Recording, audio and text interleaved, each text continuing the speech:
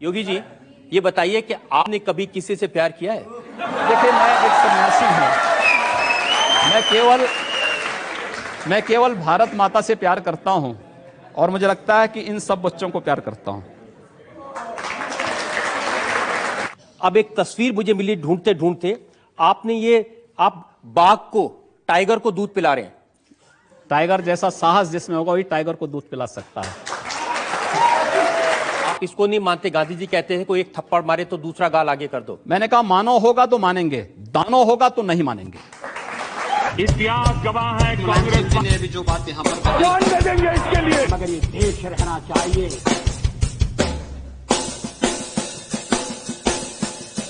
योगी जी, प्यार मोहब्बत की बात तो ठीक है, लेकिन जब आपके भाषण सुनते हैं ऐसा लगता है कि आप सिर्फ नफरत फैला रहे हैं, जैसे सिर्फ आग लगा रहे हैं, जैसे किसी का खून पीना चाहते हैं।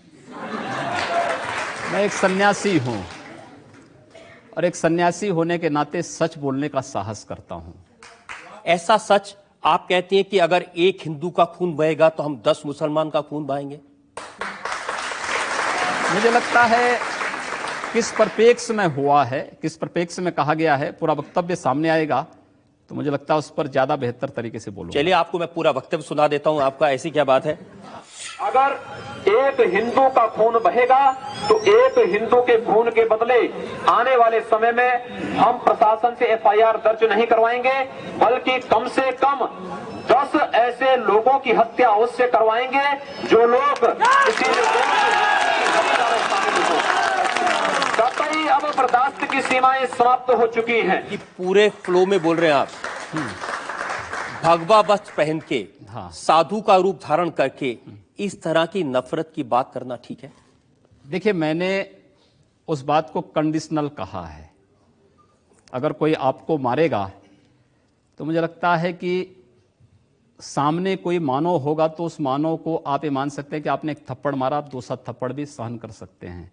लेकिन अगर सामने दानव है तो अगर मारना एक हाथ से मारता है, दूसरा हाथ से उसका जवाब भी दीजिए। मैं एक सन्यासी हूं। अगर हमें शास्त्र का प्रशिक्षण दिया गया तो शास्त्र के साथ साथ शस्त्र का भी। अगर हमारे हाथ में एक हाथ में माला है तो दूसरे हाथ में हम भाला लेकर के भी चलते हैं, जिससे समाज को शिष्ट भी किया जा सके और दुष्टों को उनके कृत्यों की सजा भी दी जा सके। एक सन्यासी का सही कर्तव्य होता है। ये सारे जुल्म जाल से दूर हूँ मैं, इसलिए तो मजबूर हूँ मैं, खाना सही समय पे नहीं खा पाता, मजबूर हूँ मैं। मोदी जी कहते हैं सबका विकास सबका साथ। सबका साथ सबका विकास की आप कहते हैं एक मारोगे मैं 10 मारूंगा।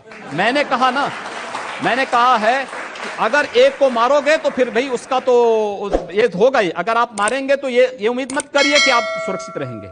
आप इसलिए किसी को मारिए मत, शांति से विकास पर ध्यान दीजिए। आपकी सरकार है, सरकार को कानून का काम करने दीजिए। अब तो कम से कम ऐसी बातें हम कानून की बात कर रहे हैं ना। हमारी जो भी बातें कंडीशनल हैं। अगर आप शांति से रहेंगे तो हम भी शांति से रहेंगे। आप विकास पर ध्यान देंगे तो हम तो विकास में आपको और सपोर्ट करने वाले हैं। हमारे यहाँ भारत के अंदर मैं तो आप चाहता हूं सिर्फ आप जनता से आज इतना वादा कर दें कि अब इस तरह के भड़काने वाले बयान नहीं देंगे, आप आग लगाने का काम नहीं करेंगे और वाकई में सबको साथ लेके चलेंगे। जो अगर बशर्ते अगला पक्ष शांति से रहेगा तो मुझे प्रसन्नता होगी उसके विकास करने में, योगदान देने में। और अगर अगला पक्ष शांति से नहीं रहेगा तो क्या करेंगे? अगर शांति से नहीं रहेगा तो उसको शांति से रहना सिखाएंगे।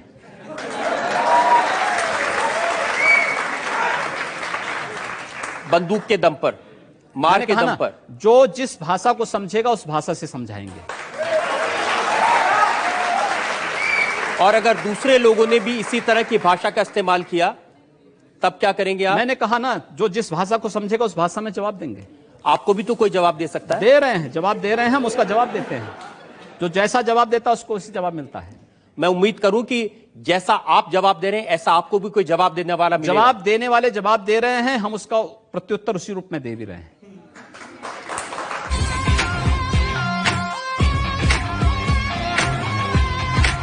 योगी जी, आप भारत की पार्लियामेंट के सदस्य हैं, आप उस सर्वोच्च व्यवस्था में हैं जो कानून बनाती है। आप लोगों से कह रहे हैं कि हम एफआईआर दर्ज नहीं करवाएंगे, अगर एक मारेगा तो हम 10 मारेंगे। आप गब्बर सिंह हैं कि हमने प्रशासन से इस बात को कहा, जब प्रशासन बात नहीं मानता है जहां पर प्रशासनिक व्यवस्था पूरी तरह फेल हो चुकी है, जहां पर वो किसी चीज को सुनने को तैयार नहीं है। मुझे लगता है जब कानून और व्यवस्था फेल हो जाती है, जंगल राज हो जाता है, तो जंगल राज का जवाब जैसे को तैसा देने की तैयारी होनी चाहिए। योगी जी, प्रधानमंत्री नरेंद्र मोदी कहते हैं सबका साथ सबका विकास। ऐसे विकास करेंगे लोग के घर जला के उनको मार के? हमने कहा हम पहल नहीं कर रहे हैं, हमने अपने तरीके से नहीं जलाया है। हम कह रहे हैं कोई हमारा जलाएगा तो ये निश्चिंत होकर के नहीं बैठेंगे। आप लोगों को भड़का रहे हैं, उनको हिंसा करने के लिए उकसा रहे हैं, ये कानूनन अपराध है। मैंने ये कहा कि अगर कोई हमारा जलाएगा तो वो सुरक्षित नहीं बैठेगा। हम फिर इस बात की प्रतीक्षा नहीं करेंगे कि प्रशासन आएगा, हमारी बात को सुनेगा और फिर वह अपने तरीके से फैसला लेगा। प्रशासन रोकें अन्याय। मैं फिर कहता हूं ना कि अन्याय किसी के साथ ना हो, लेकिन हम अन्याय सहेंगे भी नहीं।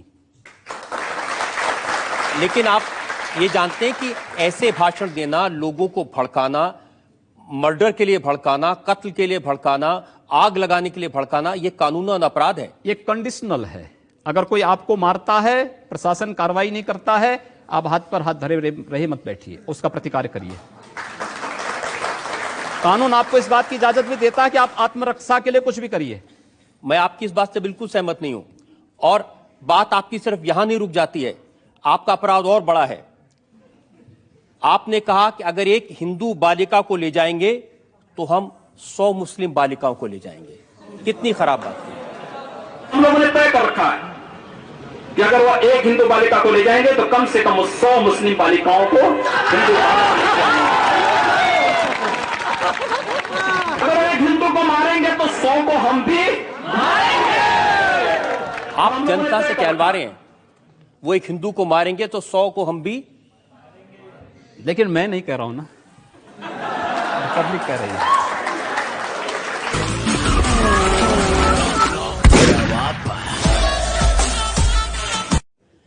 हिंदू मुसलमान, नफरत, मार काट, ये क्या शोभा देता है मंदिर के महंत को, भगवा पहने साधु को? हम कहां मारकाट करवा रहे हैं। हम तो शांति से रहना चाहते हैं, बहुत शांति से रहना चाहते हैं। लेकिन जो लोग शांति से रहना नहीं देना चाहते हैं, तो आखिर उसका भी तो कोई उपचार होगा। उपचार जब शासन तंत्र के साथ नहीं होता तो समाज को वह उपचार स्वयं अपने हाथों में लेना पड़ता है, और मुझे लगता है समय आ गया है जब उपचार लेना पड़ेगा। आप तो खुलेआम कन्वर्जन की बात कर रहे हैं। ये कन्वर्जन नहीं, ये प्रावर्तन है। कन्वर्जन वह है एक हिंदू का इस्लाम या ईसाईयत में जाना कन्वर्जन है। लेकिन अगर एक ईसाई और एक मुसलमान वापस हिंदू में आता है तो उसका प्रावर्तन है, घर वापसी है। मुझे लगता है यह उसकी घर वापसी का हमें समर्थन करना चाहिए, क्योंकि उसको उसकी राष्ट्रीय पहचान मिल रही है। दंगा शुरू करने वाला ना हिंदू होता है ना मुसलमान होता है। कैसी बात कर रहे हैं आप? मैं सच्ची बात कर रहा हूं। आज लोग कह देंगे आईएसआईएस के साथ लड़ने वाले लोग न हिंदू है न मुसलमान है, फिर उनके लिए फतिया क्यों पढ़ा जा रहा है? आप कहते हैं कि आतंकवाद की कोई जाति नहीं होती, और राम जन्मभूमि पर हमला करने वाले आतंकवादी जब वहां सुरक्षा बलों के हाथों मारे जाते हैं तो उनके लिए फतिया पढ़ा जाता है। क्यों नहीं उनको अमेरिका की जैसे ओसामा बिन लादेन को अमेरिका ने समुद्र में डाल दिया, पता ही नहीं लगा कहां चला गया, वैसे क्यों नहीं उनके साथ व्यवहार करते हैं? फिर जब उसकी कोई जाति नहीं, उसका कोई मजहब, कोई धर्म नहीं, उसके साथ उसी प्रकार का व्यवहार करिए आप। क्यों उसको फिर जाति के दायरे में, किसी मजहब के दायरे में उसको कैद कर देना? ये तो आप कर रहे हैं कैद, मैं नहीं कर रहा हूं। ये वे लोग कर रहे हैं जो उनको उस प्रकार का वो देने के लिए उतावले दिखाई देते हैं। और इसलिए मैं कह रहा हूं, अगर जाति नहीं, मजहब नहीं, समाप्त करिए। आतंकवाद की कोई जाति नहीं, कोई मजहब नहीं, आप उसके साथ उसी प्रकार का व्यवहार करिए। आप आतंकवादी है, मिट्टी तेल छिड़क करके आग लगा दीजिए, फेंक दीजिए उसको, जिससे पता ही ना लगे। क्या मतलब है? ये चीजें अपने आप समाप्त हो जाएंगी।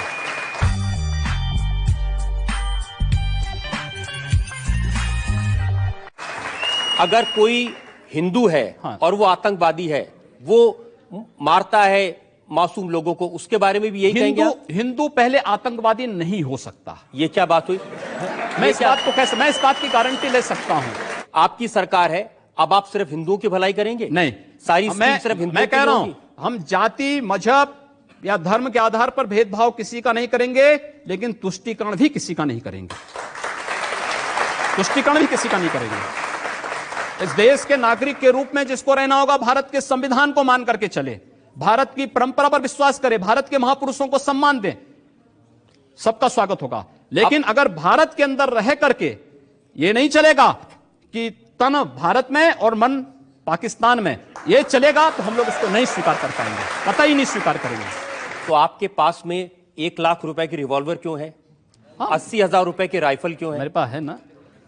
मैंने क्या कहा, दहशत फैलाने के एक लिए। सन्यासी होने के नाते हमारे पास दोनों की, सन्यास की हमारी जो प्रशिक्षण होता है वो दोनों का होता है, शास्त्र का होता है तो शस्त्र का भी होता है, एक माला जपने का होता है तो भाला चलाने का भी होता है।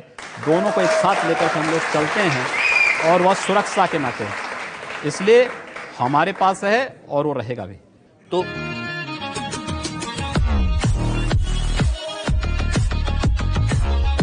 मुझे पता चला कि गोरखपुर में जो मियां बाजार है उसका नाम आप बदल के माया बाजार कर रहे माया हैं। बाजार है, उसका नाम माया बाजार ही है। मियां बाजार बाद में हुआ है, पहले माया बाजार ही था। अलीनगर का नाम आर्यनगर है जी, और उर्दू हुमायूं बाजार बाजार का नाम नहीं, उर्दू बाजार का नाम हिंदी बाजार है। हुमायूंपुर का नाम हनुमानपुर है। ये सब नाम बदल दिए गए हैं। आखिर हुमायूं से इस देश का संबंध क्या? इस देश का संबंध हनुमान जी से है, हुमायूं से नहीं।